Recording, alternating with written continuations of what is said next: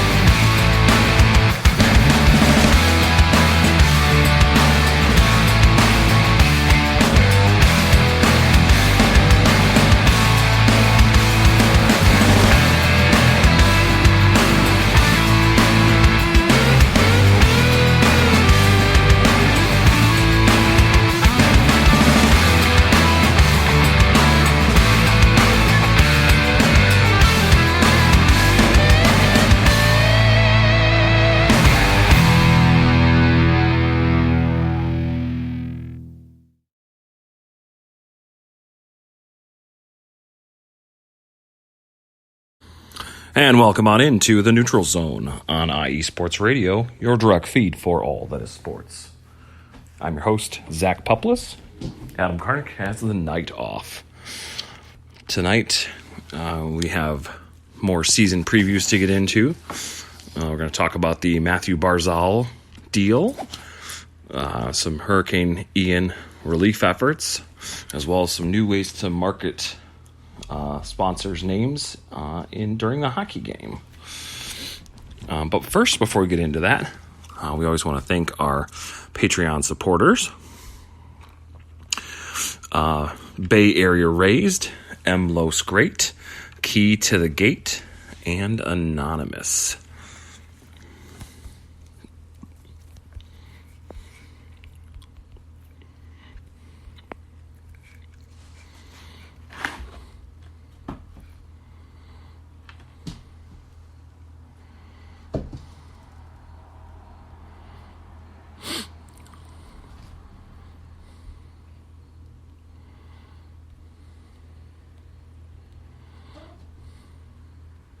And if you're wondering how you can become a Patreon sponsor,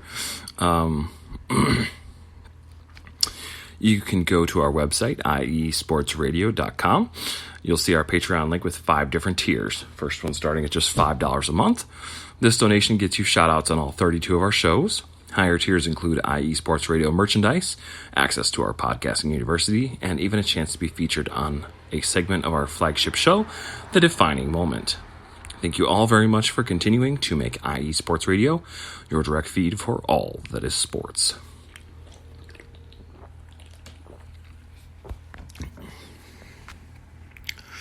All right.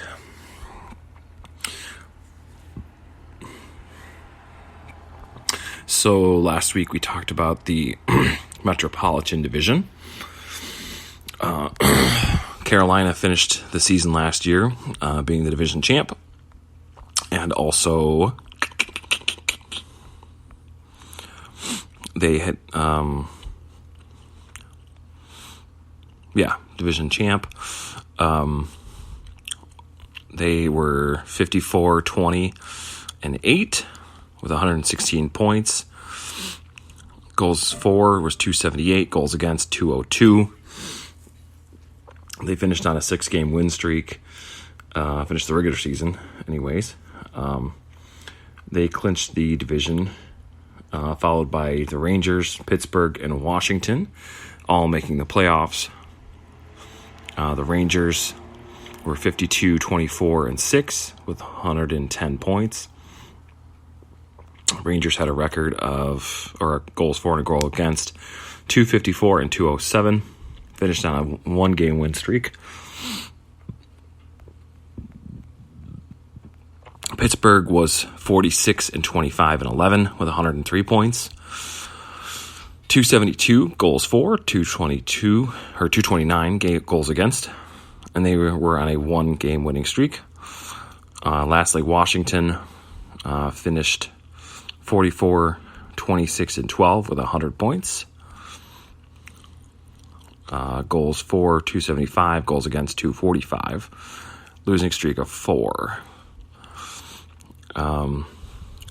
Then the Islanders, the Blue Jackets, the Devils, and the Flyers finished out the division, all being eliminated from the playoffs. So, Islanders, that brings us to the big deal that was signed earlier today, looks like. Islanders and Matthew Barzal have a 8-year, $73.2 million deal. Per Greg Wyshynski, ESPN today, Matthew Barzal signed an 8-year extension that will keep the star forward with the New York Islanders. Contract is worth $73.2 million, carrying an average annual value against the NHL salary cap of $9.15 million. His agent confirmed to ESPN's Emily Kaplan. In 6 seasons with the team, Barzal has 311 points in 362 games, including 91 goals. He's a 2-time NHL All-Star selection. Barzal, 25, was drafted 16th overall by the Islanders in 2015 and won the Calder Trophy as the Rookie of the Year in 2017 and 2018. Barzal's 85 points were the third most of any Islanders rookie behind Hall of Famers Brian Trottier, 95 points in 75-76, and Mike Bossy, 91 points in 77-78. His previous contract with the Islanders was signed in January 2021 and carried a cap hit of $7 million. Barzal was in the last year of that deal and was set to become a restricted free agent next summer before committing to his new contract. With this re-signing, the Islanders now have $71.375 million dedicated to 17 players for the 23-24 season, according to Cap Friendly. That season's salary cap will be $83.5 million. NHL teams have been guided by the league that the cap is projected to rise as high as $88 million in 24-25 and $92 million in 25-26 as the NHL recovers from its COVID-19 pandemic financial hit. So congrats to Matthew Barzal and the Islanders.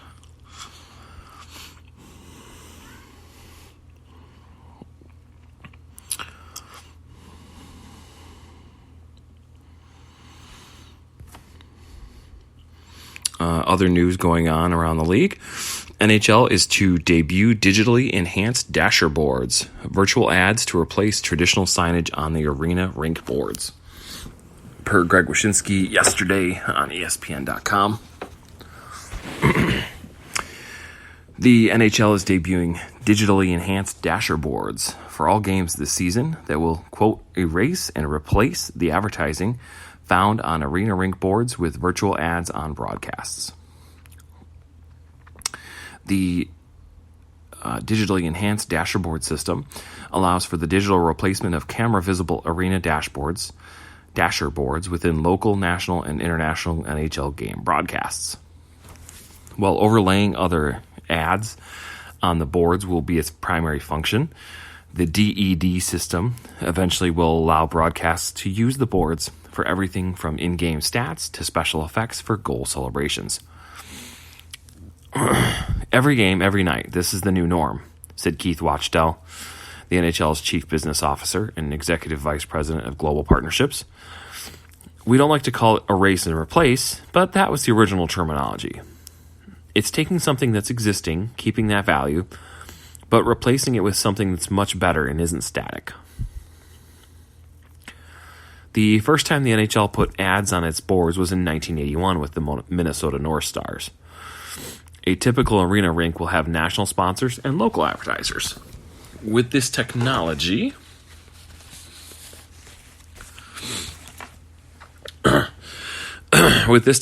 those advertisers can be seen on the boards for a team's home and away game broadcasts. What this does is allow clubs to sell as many regional game broadcasts as they're able to in their market, Wachtel said. Also, competitors come into everyone else's market. So every time the Rangers play in Philadelphia, Chase Bank has to see Wells Fargo ads coming back into their very important New York market. You can now avoid that issue if it's important to own your own market. Whoa, crazy. In here, I thought they were just going to have boards that rotated the advertising. When the game is seen through the main center ice camera, fans will see the DED system digital dasher ads. When there are close-ups and reverse angles on broadcasts, the in-arena boards will be visible, so those in-arena advertisers will get some exposure. Quote, by and large, the national and local marketers have been extremely receptive, Wachtel said.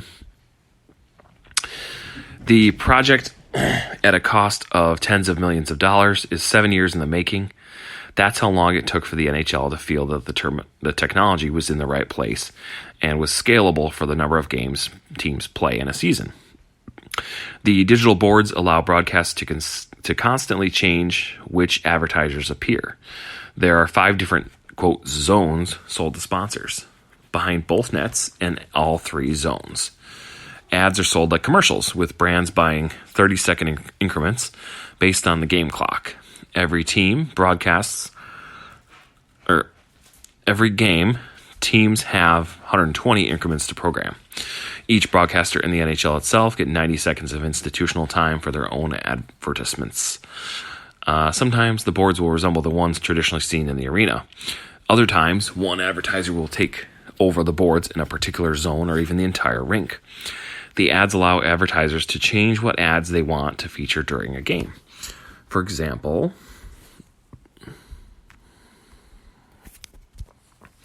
an automaker could have a logo on the static boards. On the digital boards, it could push a different model of car in every period.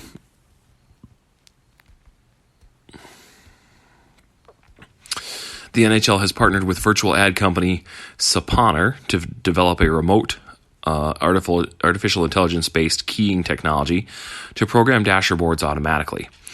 The digital boards are programmed from a central hub. The DED system will be featured on the NHL Global Series games that start the regular season on October 7th in Prague. So, Friday. Exciting. There will be a local Nashville Predators feed, a San Jose Sharks feed, a Rest of the World feed, and then a clean feed because the local broadcasting partner wants to see their local partner boards, said Allison Eddy, a general manager on the DED project for the NHL. The NHL has games on the air in more than 100 countries. It won't have feeds in every country to start the season, but the expectation is to create them for certain international markets depending on inventory demands. In the future, every broadcast of every game could see completely different ads on the boards from around the world. Whoa. Cool. The way the technology works is that we create a feed by country, and then we use those boards to sell to local marketers or to pan-European marketers, Wachtel said. Also big, allowing European sportsbooks the chance to get their ads on the boards for those feeds. Digitally enhanced dasher boards allow sportsbooks to advertise, quote, locally, appearing on the boards for road games to their audience watching back in the home market. That's important considering not every NHL market has legalized wagering and not every sportsbook has clearance to operate in markets that do.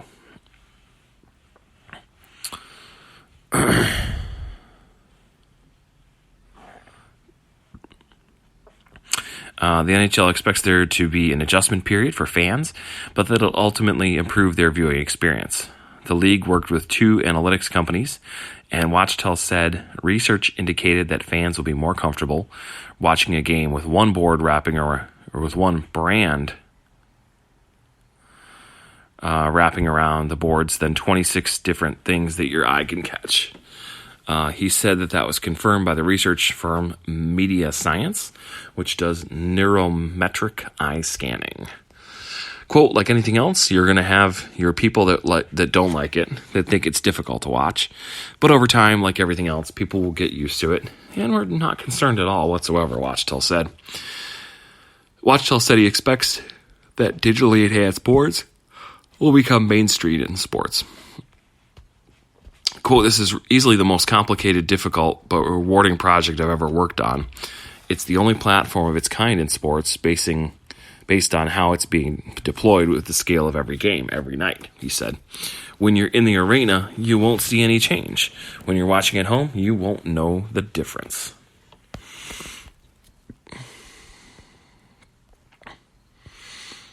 Very cool. Cutting edge technology.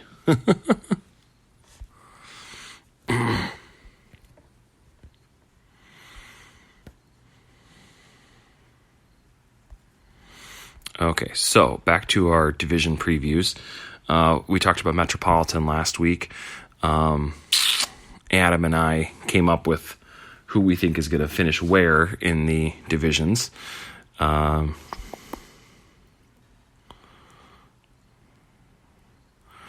I think for Metropolitan, I'm going to go Carolina first, then the Rangers. I'm going to go Washington, then Pittsburgh, Columbus,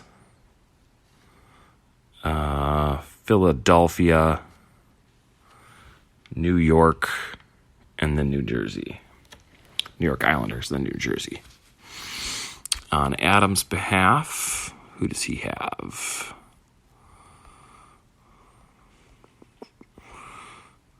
For the Metro, he's got Hurricanes, Rangers, Capitals, Penguins, Blue Jackets, Islanders, Flyers, Devils. So 2, 3, 4. Our first 4 are the same. First 5 are the same. And then I think we just switched Flyers and Islanders. I swear I didn't look at this beforehand.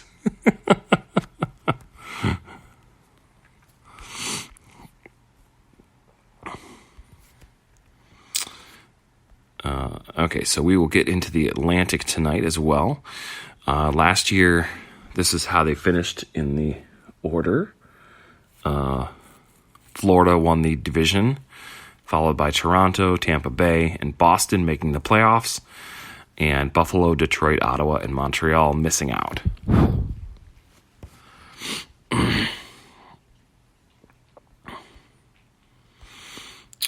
Some lingering questions for each of those teams.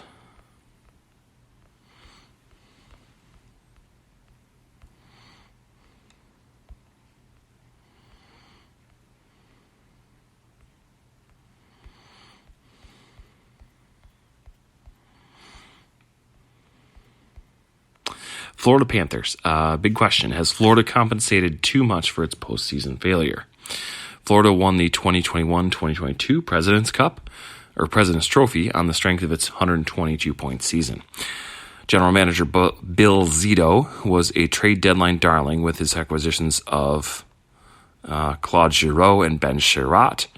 The Panthers looked poised for playoff greatness, but were swept away by Tampa Bay in the second round. That hurt. So much so that Zito turned sharply in another direction. Gone is interim head coach Andrew Brunette. Paul Maurice is now behind the bench. Giroux, Sherratt, and Mason Marchment were all allowed to depart in free agency. Jonathan Huberdeau, who scored 30 goals last season, and Mackenzie Weegar, an underrated offensive defenseman, were swapped to Calgary in July for Matthew Tkachuk. It's a lot of overhaul in a short period, not unlike the one Florida went through after March's deadline. Those aggressive moves didn't pay off for the Panthers then. Will Zito's changes make a different impact on the team's trajectory this time? We shall see.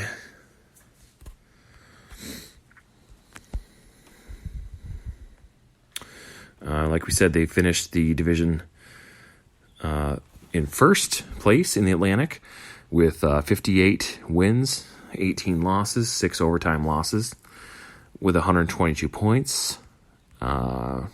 Goals for 340, goals against 246, and on a one-game losing streak. Toronto is up next.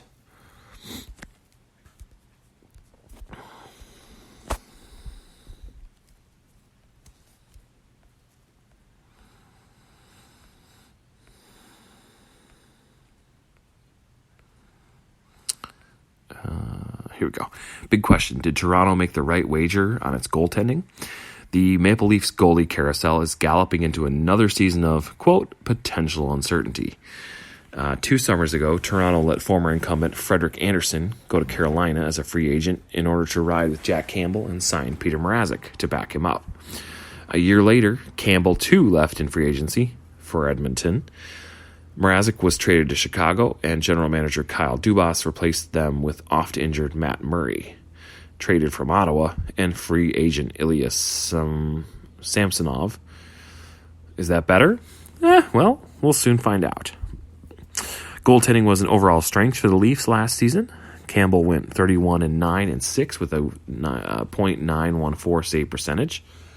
Murray and Samsonov combined for 28 wins last year. Granted, Murray was limited by injuries, and Samsonov split time with Vita Vanacek. Toronto, boasting elite scoring talents like Austin Matthews and Mitch Marner, doesn't negate the necessity for reliable goaltending, particularly when it comes to the postseason. Because in case you haven't heard, Toronto's lacking in recent playoff success. Toronto is lacking in recent playoff success. That hasn't been primarily because of poor net minding, but Murray and or Samsonov will need to be a strong, established position by then. Can they be that tandem the Leafs are looking for to compete and stay healthy enough to prove it? We'll see.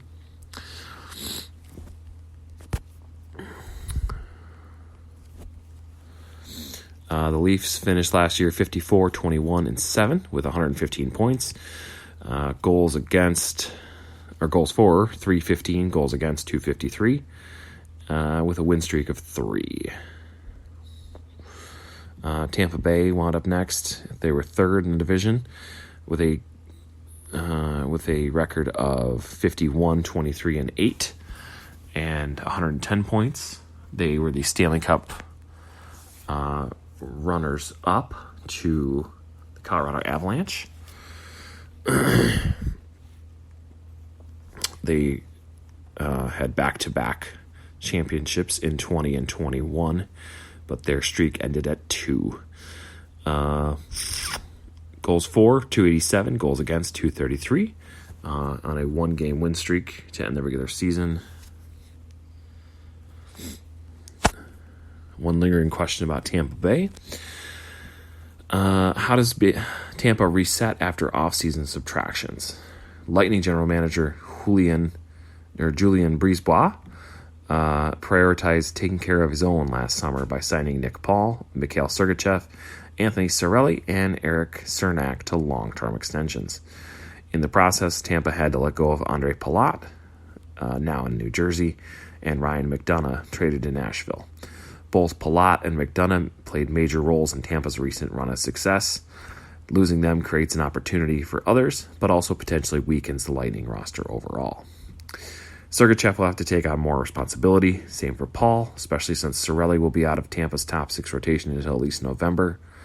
Brandon Hagel and Ross Colton have a chance to step up. Vladislav Nemesnikov from Red Wings is a new face in the room this season too. Tampa won't be lacking in choices. It's more of a question of chemistry.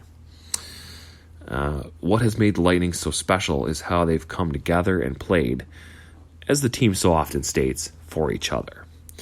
How will the departure of some beloved core players hurt that all-for-one mentality, if at all? And even with the right buy-in, can Tampa continue its spectacular run of success for another year? We will soon find out.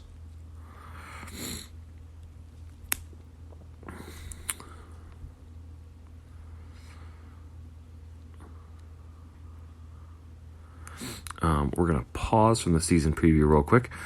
Speaking of Tampa Bay, the Lightning and the Orlando Magic have donated to Hurricane Ian relief efforts. From ESPN News Services from Friday, the Tampa Bay Lightning and team owner Jeff Vinik are donating $2 million towards Hurricane Ian relief efforts.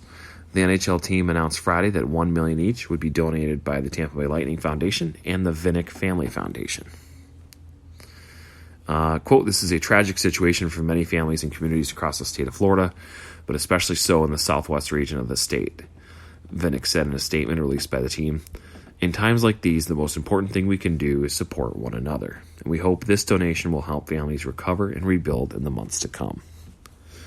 Also on Friday, the Orlando Magic and owner Dan DeVos announced that the DeVos Family Foundation was donating $1 million to relief efforts. Hurricane Ian made landfall Wednesday on Florida's Gulf Coast, south of the Tampa Bay area. The Lightning postponed 2 home preseason games and moved the club's training camp to Nashville, Tennessee during the storm.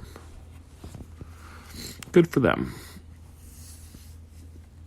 Always good to see teams, organizations, people, etc., giving back to the communities that they are in.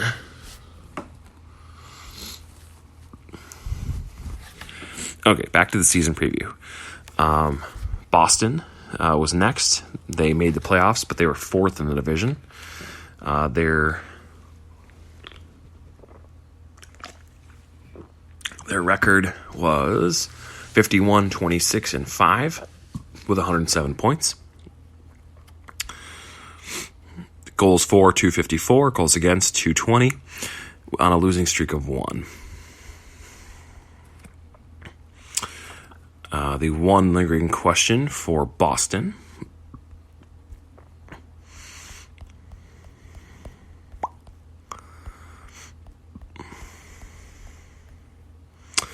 How well can Boston weather its early injuries? The Bruins will start this season with a seriously depleted roster. Brad Marchand had off-season surgery on both hips and will be unavailable until at least late November. Charlie McAvoy is a similar and possibly longer timeline following off-season shoulder surgery. And Matt Grzelcyk had a shoulder procedure done as well. He's out until November. That leaves the Bruins without 2 of their best defensemen and 1 of their best forwards, who led the team with 80 points last season for a sizable chunk of the schedule. Will those absences spell disaster in Beantown, or does the Bruins' depth hold up? It'll all fall on new coach Jim Montgomery to keep his group on the rails. Excuse me. Veterans like David Pastrnak and Taylor Hall will be relied on more than ever to perform. Having Patrice Bergeron and David Krejci back in the mix helps too. Uncertainty still looms large, though. How Boston navigates those first 2 months might just determine the outcome of their whole season. It's a lot of pressure to put on those still healthy, not to mention Montgomery, and all eyes will be on how Boston rises to the occasion.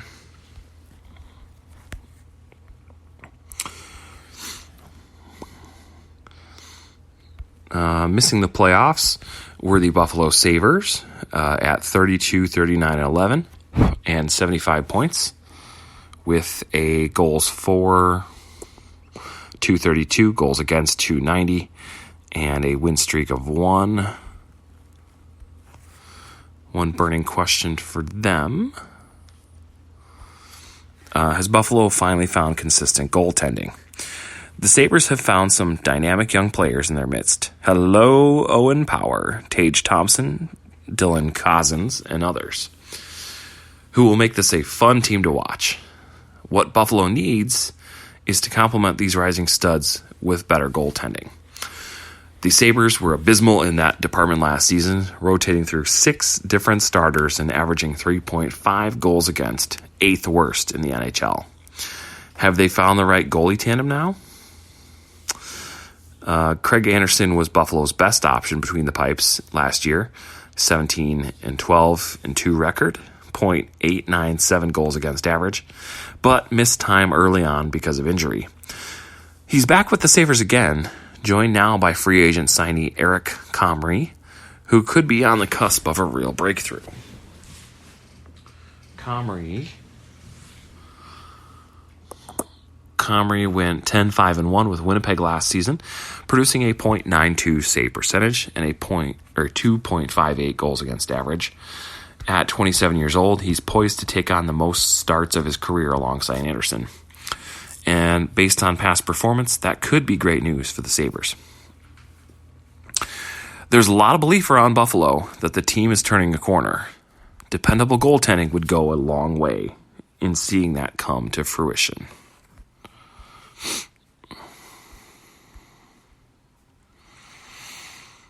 All right, down to the home stretch here.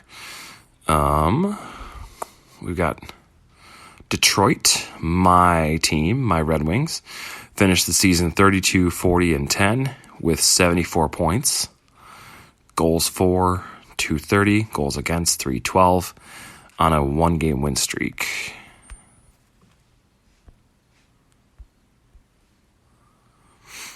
Lingering question for Detroit.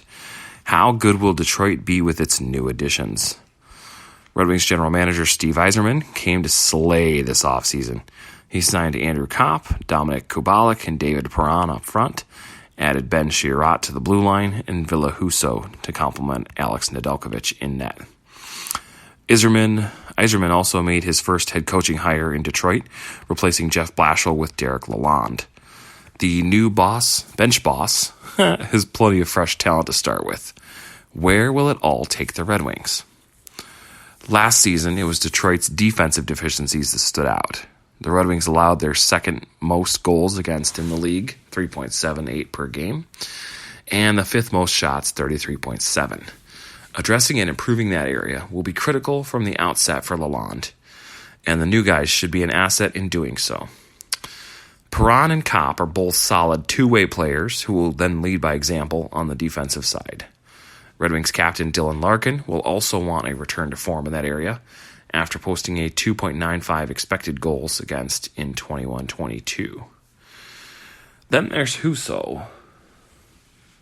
He was a stud in the regular season for St. Louis last season and now has a chance to be Detroit's number 1 in tandem with Nedeljkovic. Detroit had a cumulative save percentage below 900 a year ago.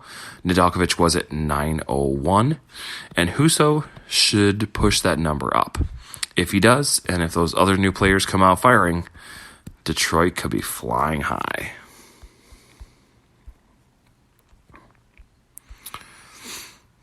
All right, 2 teams left to go.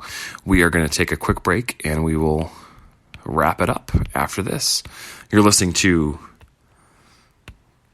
I almost said the other show.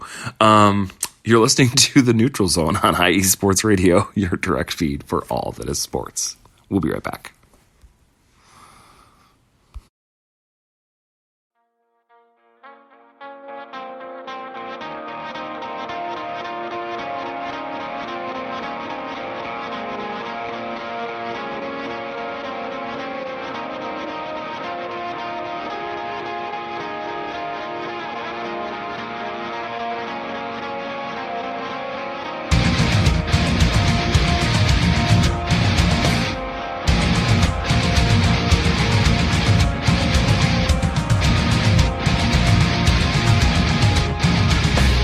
Hey sports fans, do you like wine? Well, we've got the show for you. This is Let's